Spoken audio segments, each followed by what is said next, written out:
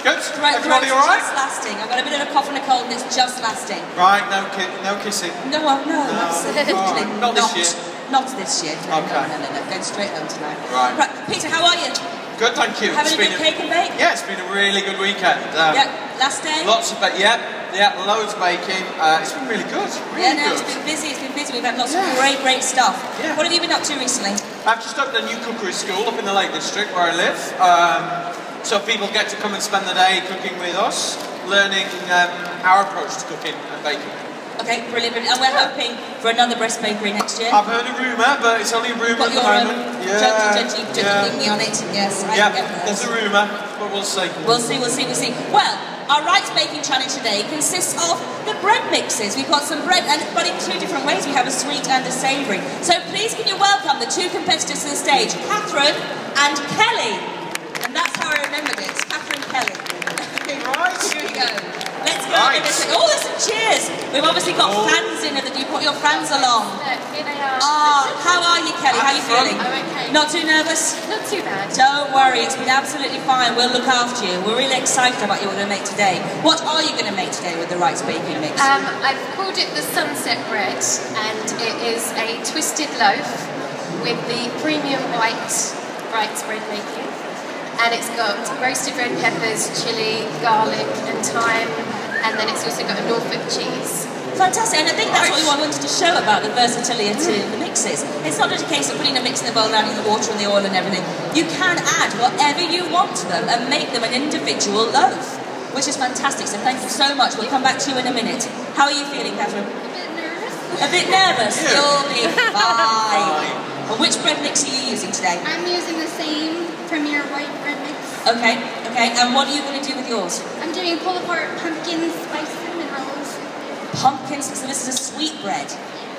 Wow, where did the inspiration come? I know where it comes from, and we can't actually say the cafe it comes from, but it's an American coffee shop. Right. Comes from there.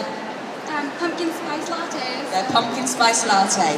Fantastic. Oh, I will do that. Yes, which is very seasonal at the moment, though, which is fantastic. It has like pumpkin sanitizer and everything. So. What's this? Wow. Sweet cinnamon pumpkin sanitizer. You own a pumpkin farm, by chance? And I have to say, you are half American, which is, it's another very American thing, isn't it, Halloween? Yeah, and then Thanksgiving's after that. Yeah, how fantastic. Now listen, don't worry, ladies. Peter's here to help you through your demos. I am. Sorting it all out. So, I think straight away we should carry on and bake our bread. All right, get started. I think, hands up anyone who's never made bread before. Anybody? Come on, don't be shy. There's a few in there. This is a great way to start. It's just to get your first loaf under your belt and get a bit of confidence. Yep. And it's a really good thing to do. My daughter loves doing this sort of thing with my wife, and to get a bread quite quickly. What we often do is make a loaf, but we'll tear a little bit off, and we'll just roll it into a flatbread, and we'll cook a flatbread while we wait for the bread. That's an idea. Quick to see and do. How fantastic. And that's the thing. I mean, they are brilliant because you can just have them in the cupboard. Yeah. And I think, oh, you fancy a bit of fresh bread. Out it comes. Great for pizzas, if you want a very quick pizza, And it kind of introduces you into bread making, and you get confidence. It's all about getting confidence there. And once you've made a few breads, you then want to start to move into more other things, and it's a great catalyst to get you baking. Okay, brilliant. I can see. I'm just going to ask Kelly here about what's going on, and then you can take over, please, and ask Katherine. So, literally, what have you done now? I've just poured in the bread mixture. Yeah. So it's 500 grams, and then 320 mils of lukewarm water. Lukewarm water. Yes. Okay. Is that important that it's lukewarm? It is. If it's too cold, it sort of clungs together. So at least with the lukewarm, it starts to radiate out. Okay. And then, of course, the best thing really is hands in.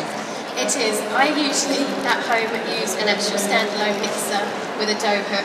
Right, and I put it on for 5 minutes, and that's what I do because I teach, so I do it with the children at school. Okay. So I usually put it on there, and then they do the kneading. So they like instant results. Absolutely. They're a bit impatient. Okay.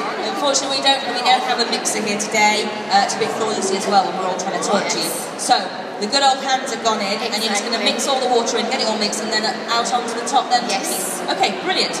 Over to this side. Got melted butter going in ours first. Oh. Yeah. So that's the packet mix just gone into the bowl. That's going to enrich it, make it a softer dough.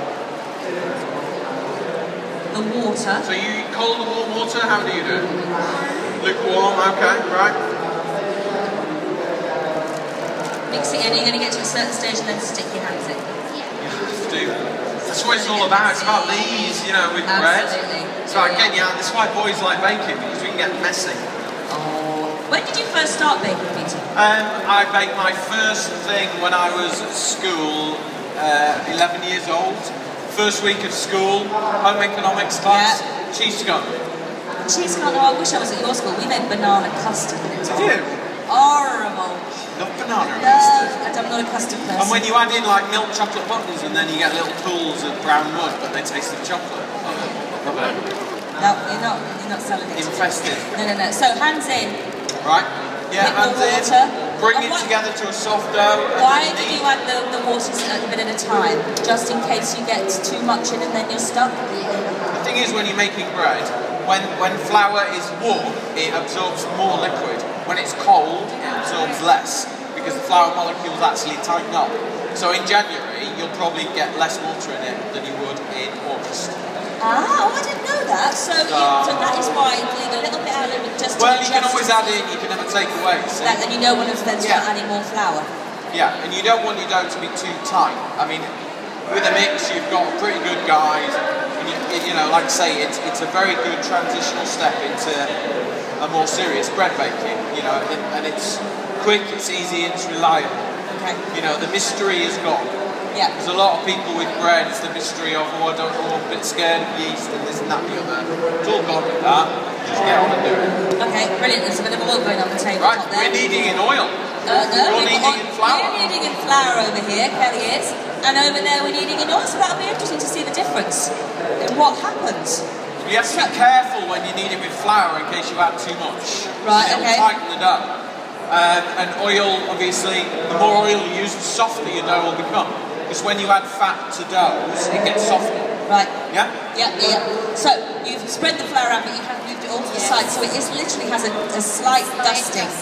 Okay. Otherwise on it the is- top. it's Yes, under there. Let's move that under there. Do you need some more? Okay, that's fine. That's fine.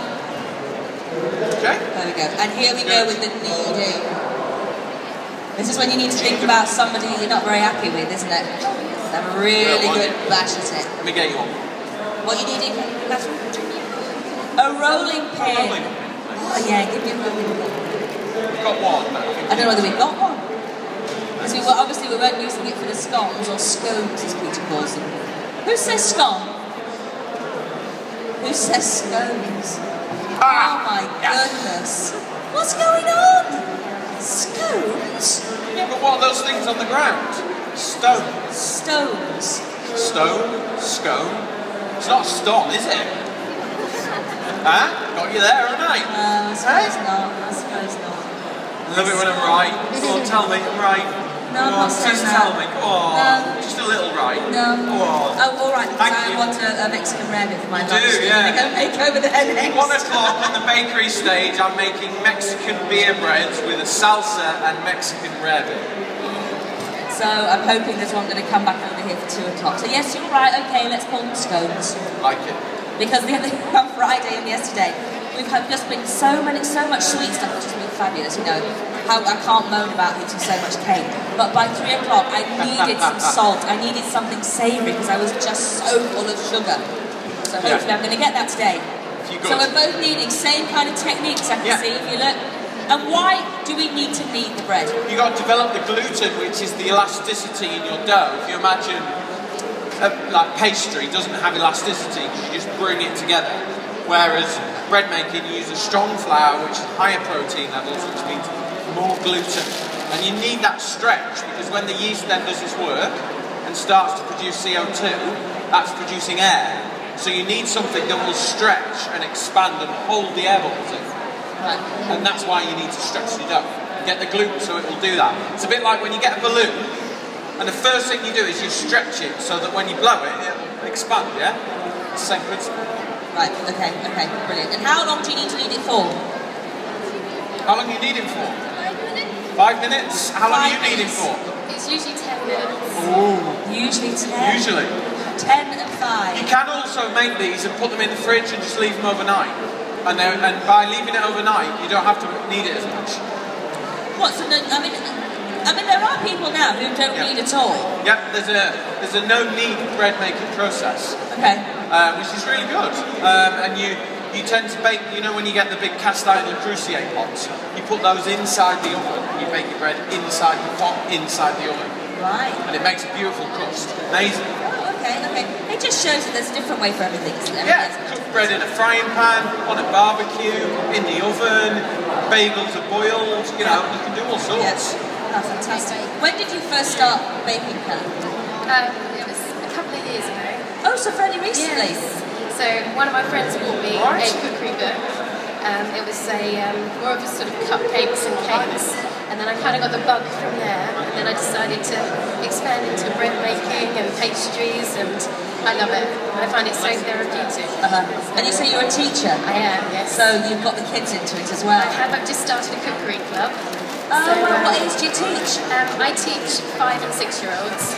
So they love making cupcakes. They love you. You're the best teacher ever. They do like tasting everything. Yeah. Oh, fantastic. So you're busy kneading away there. Yes. And is that when you're going to start adding all your mixtures and everything? Because I know there's lots over here. There are. Let's have a look. We have garlic, chili, salt, thyme, roasted red peppers, and roasted red pepper puree. Yes. And that's all going to go into it.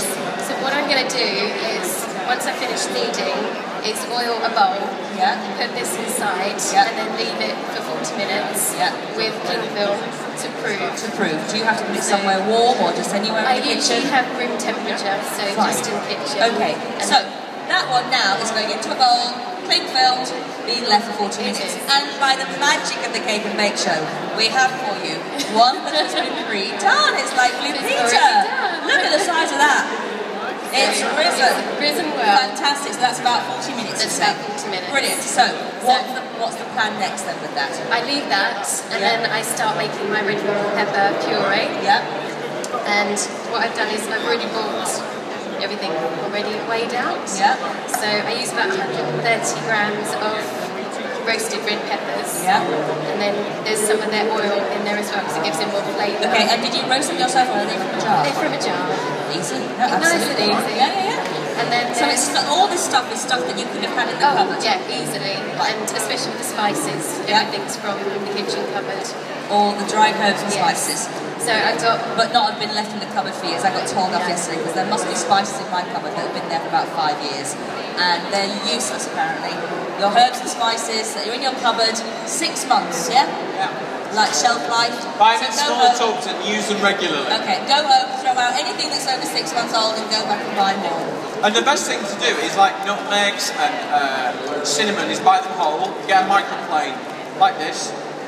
Yep. And grate it. Yeah. In and then, you know, fresh. Oh no, yes, fresh. Nutmeg and cinnamon, the ground one rarely has much flavour in it. Okay, brilliant. So time's gone into the red peppers. What's next? And then chili powder, which is half a teaspoon. Yeah. Because I did it with a teaspoon and it was far too hot. Okay. And then I would crush my garlic and then put that in as well. Okay. And then it's just a pinch of salt. Right, okay. And then I put it in a food processor. Blitz it down. Blitz it all down. And then you get this one. And then you get this. Perfect. And there's the red pepper puree paste. Brilliant. Just a half a teaspoon. Smells good. It does smell wonderful. Things like that are great to have in the kitchen because you could just spoon that on a chicken breast with some parmesan on the top, bake it in the oven for 20 minutes. You have a fabulous chicken breast. Absolutely. It's almost, you know, it's like worth doing twice the amount. Yeah. I would say to my chefs, if you can do one thing and use it twice, much better use of your labour. No, you're right, absolutely, yeah. That's twice, I think, right? You've been right, you're doing very well What today. a roll. But there again, it is a rights baking challenge. Oh. There we go, okay. So let's go over here and see how Catherine's going on. I think there's lots of rolling and kneading still going on. We've had a bit of a kneading lesson, haven't we? Yeah. And we're working on the technique a little bit, which is right. good. Excellent, excellent. And it's a very smooth dough now. Yeah, it is. Has this been approved at all yet? This dough? No, we haven't got approved dough. Oh, okay, so we've fine. kind of bypassed that for the sake of. Right, fair enough. Today. Fair enough. But we do have one that's been finished off, so you are going to see the finished products. Don't worry about that. And what's the next plan then? You have everything here as well. We have pumpkin puree, brown sugar, butter, icing sugar for the glaze. Wow. So this is a real tear and share, brunchy breakfast, cup of tea time, bread. How delicious. Fantastic. What are you going to do next then, Katherine? I'm going to mix the pumpkin puree and the brown sugar and the pumpkin spice and cinnamon together, and then I'm going to smooth it onto here. Okay, fair enough. Do you need a mixing bowl, or are you going to do it in the top? I'll do it in the tub. You'll do it in the tub. Save the washing up. Yeah, save washing up. Perfect. Perfect. Let's keep Karen happy. Yeah, absolutely. And what inspired you first then, Katherine, to bake? How long have you been baking for? Well, I've been baking since I was about 6, but my mom, she was the one who taught me, and my grandma, she's really good at baking and stuff, but on my grandma's side, it's more like pies and everything, and then on my mom's side, it's more like baking. That's the both then, haven't you? Yeah. Is that fresh pumpkin or tin? Tin pumpkin. We don't really get tin pumpkin here, do we, in the UK much? No. I found out in Tesco's they actually sell it. Do they? Okay, other supermarkets are available. Oh, my bad. Yeah, no, absolutely. Well, it just shows that everything that's being made today could be stuff that can be in your store cupboards ready. So if you have it in, you go, oh, I fancy making a loaf. But do you know what?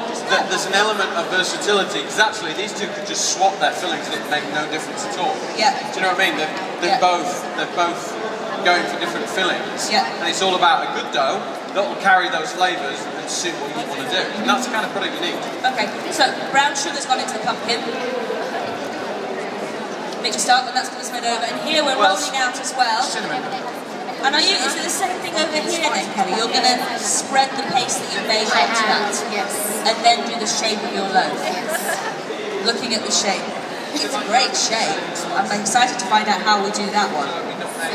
Do we have, while we're busy doing that and spreading and pasting, any questions if you haven't baked bread before? Any questions for Peter? If you have baked bread and things have gone a little bit wrong maybe, or any tips that you want to give us about bread making? Anybody there have anything? Yes. Hello, do I know you? Yes. Same area. I've seen you at a swimming pool, haven't I? At the gym. Okay, question on kneading. Yeah. Bugbear. How long do you have to knead a bread for? A basic loaf? To make a basic loaf, if you're going to do it by hand, give it 10 minutes. But what I was saying, what you need to do is hold it with, I'm left-handed, so I hold it with my right and I push the dough away with my left. And what you want to be able to do is when you first start doing it, can I borrow your dough? Yeah? Where can I go? I can go here. Okay. When you first start to knead, it'll tear really quickly. So with this, see, it tears really quickly. The more you knead it, so I hold it with my right and push it away with my left and let it tear. Because eventually, the more you knead it, the more you work it, eventually you'll be able to stretch it right the way across to there. So it's quite good because you can see your progress. And when you're kneading and it's really smooth and easy to work, you don't need to add any more flour or oil or anything like that. I was just going to say that. It's not sticking to the top, it's just coming off quite easily. 99% of people who come to my cookery school usually don't add enough water to their bread. So their dough is always too tight. And if it's too tight, you can't stretch it, it just breaks. Right. So the more moisture you put in, usually I add about 350 to 375 mils of water. And a lot of the students feel like they've got porridge. But the more they work it, the more they knead it, it'll come good. And eventually, like I say, you should be able to stretch it right the way across there. So after about 10 minutes that will happen? Yeah, it'll do that. And that's when you know? That's when you know you've developed the gluten enough so that you've got a stretchy dough that will allow the growth and the expansion from the yeast. Okay, so about 10 minutes. It's really good exercise as well. And to follow on from that, how long do you prove it for then? Proving. Proving. Depending on where you prove it. Yeah. I like long fermented proved breads taste more bready because the yeast has had longer to develop. But if you haven't got that time, you haven't got that time. So you know, I will be leaving this probably for an hour at least in the open, not in an airing cupboard. But if you can leave it overnight, you'll have a fabulous bread the next day. But leave it in the fridge, put it in a bowl, cover it with cling film, put it in the fridge. And what the fridge will do is slow the process down. And if you slow the process down, you get a better quality flavour. And then bring it out, knead it, knock all the air out, so you've got a level playing field. Because if you don't knock all the air out in your second proof, you end up with a bread that rises up and then bursts out one way because you've got an air pocket in there. So knock it all back down, shape it, and then leave it for a good hour to double up in size. And then I always put it in the oven, and I put a little tray at the bottom of the oven, and then chuck a few ice cubes in and shut the door. Now, what do the ice cubes do? The ice cubes tend to get the temperature up, and the steam will caramelise the crust and give you a lovely crispy crust. If you don't want to put water in your oven, just spray it. And the water will caramelise and you'll get a lovely crispy, crunchy crust. Delicious. And it's just little touches like that help you make better bread. Okay, I'm just going back to the thing before with the fridge. Sorry, I chipped in, but the fridge. I was absolutely gutted when somebody first said to me, prove it in the fridge, it'll be fine. Yeah. I go, it's cold, it's going to kill everything. But it's the best way to do it. Temperature just slows yeast down. It's like if you did 100 metres here, you would do it at whatever speed. But if you did it in the North Pole, it would be a lot slower. Yeah? It's the same thing. It just slows everything down. Okay, brilliant. Do you have any more questions on bread making or mix or anything like you might want to know about? No? Well, have a think. If you do, just stick your hand up and I'll come back out. I can see we're onto the rolling up process. They're both doing the same thing. Exactly the same roll, yeah. I'm intrigued as to, having seen a sneak of the finished products underneath the desk, how from that roll we are going to get those shapes.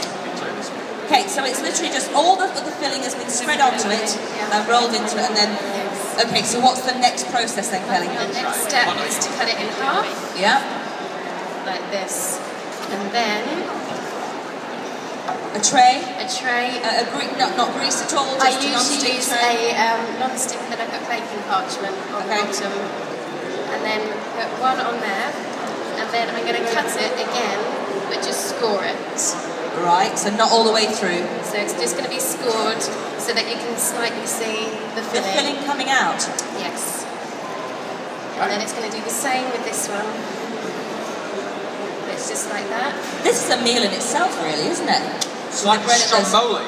Yeah.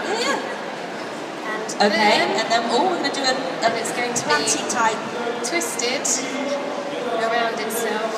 Beautiful. And then edges folded in. Edges folded in, just because it does escape, and it kind of sort of lavas out. Right. Okay. And then what's the next process with that? It's looking beautiful. Then I actually stick it into a clean plastic bag to then prove for about 10 to 15 minutes. Just 10 or 15 minutes? Because I tried it longer and it made it huge.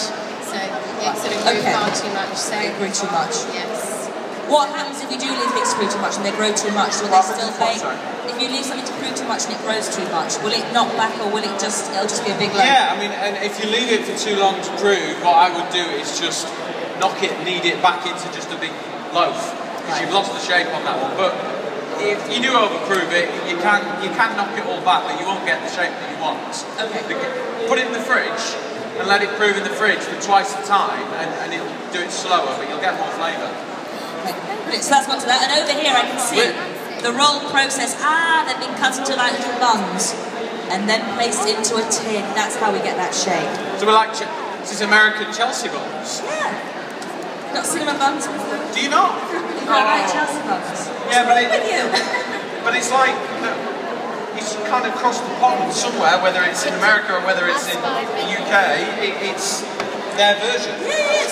So that's gone into the tin. Does that need to prove again? It needs to prove again for about 5 minutes, and then you put it in the oven for 25 minutes until golden brown. 25 minutes, that's all. Into the oven, and then when it comes out of the oven, into the oven, pretend, into the oven, pretend. Now we have, let's bring out our finished products for us all to look at. And then Katherine can explain what she's going to do to the top of hers, because there's a little bit of something afterwards. You have, it looks great, doesn't it? You have a glaze here. Is it just icing sugar? It's icing sugar, butter, and vanilla. Right, and that's just going to be drizzled on top to give it that finishing touch. How delicious. And over here, look at that, that's fantastic. Monster. It's called sunset bread. Nice. Very, very nice. Ladies and gentlemen, we have a round of applause for our two bread mixes. Don't you think? Just going to get a knife. Yeah, no, we'll get a knife. All of that started from the same packet of bread mix and added lots of different ingredients to get two completely different products at the end of it. That's how versatile they are. Go and have a look at the You could make that with my pumpkin bread. Right, we are going to taste this, and I'm sure everybody would like to come up afterwards and have a little taste of something and see what you can do with it. I'm sure we're going to like that. So we've got a knife. Oh, Mr. T.A., you have got a knife. Blimey. Go for it. Let's For jump you? into this. Sorry. Sorry? You do it then. What? I got told off. Oh. I'm supposed to pull it apart. You're supposed to tear it. Alright. But we have to cut the other one. We We're have going to tear knives this in one. it. Now, really, we should try. Should we do savoury first? No. Let's Okay. Sunday. Let's mix it up. Okay. Let's We're put going it to out go there. sweet first. Alright. So, Peter and I, thanks. Peter and I are going to taste. What is the name of your bread? Pull apart pumpkin cinnamon rolls. Say that 3 times. No. Here we go.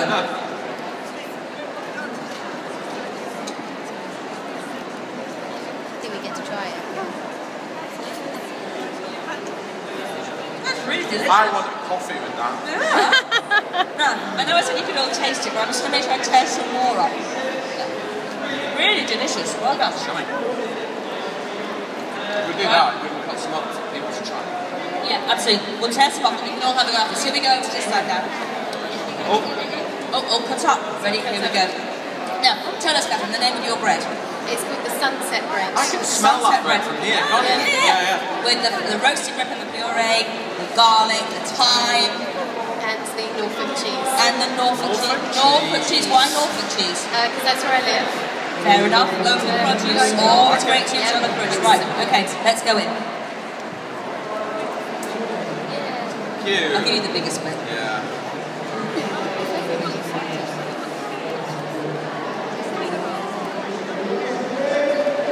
Really taste the thyme. Red pepper. Obviously, you're the expert on the actual structure of the bread, but I think it tastes great. Tastes lovely. Really, really Tastes lovely. Oh, it's a really hard decision. Oh, goodness. Talk about yourself for 2 seconds and we'll go back with you in a minute, and then you're going to be able to come and taste something.